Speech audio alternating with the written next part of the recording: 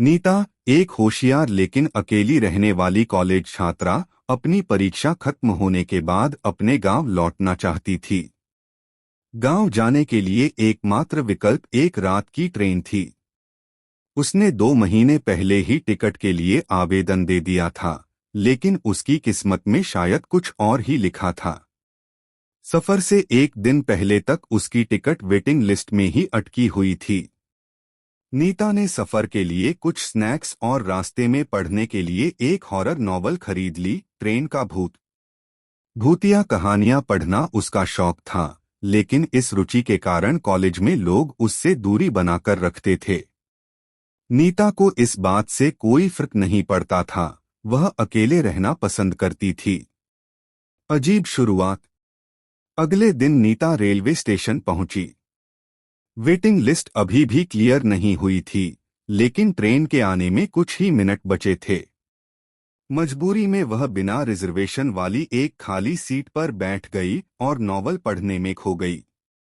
जैसे जैसे ट्रेन ने गति पकड़ी, नीता पूरी तरह से किताब में डूब गई।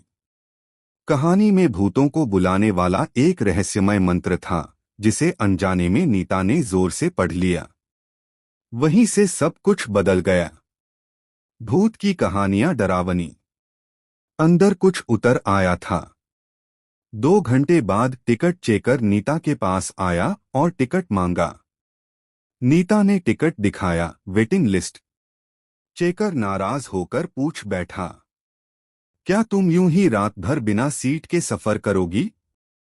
नीता ने बगैर भाव बदले कहा, 23 नंबर बर्थ खाली होने वाली है। सुबह तक कोई नहीं आएगा। यह बात टिकट चेकर को चौंका देती है, क्योंकि वह सीट वास्तव में कैंसिल हो चुकी थी, लेकिन यह जानकारी सिर्फ उसे और रेलवे सिस्टम को पता थी।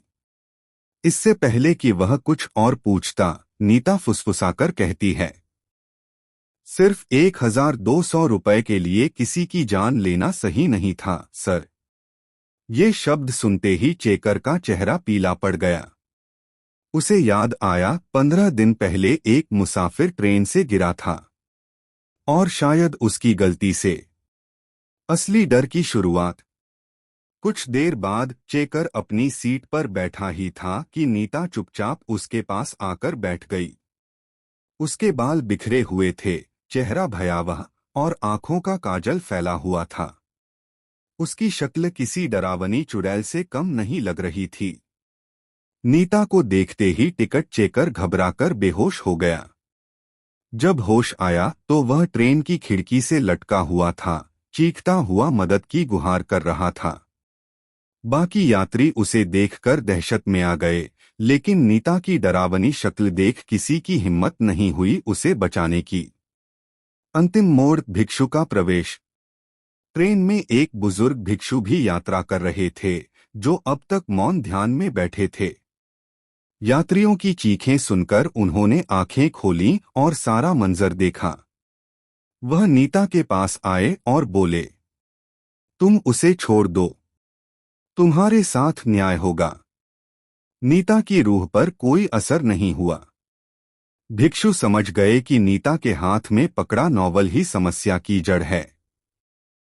उन्होंने तत्परता से वह किताब छीनी और खिड़की से बाहर फेंक दी। भूत वाली कहानी। भूत भागा, लेकिन निशान छोड़ गया। जैसे ही किताब नीता से दूर हुई, वह बेहोश होकर ट्रेन में गिर पड़ी। उसी समय टिकट चेकर नीचे गिरा, लेकिन सौभाग्यवश उसकी जान बच गई, हालांकि गंभीर रूप से घायल हुआ।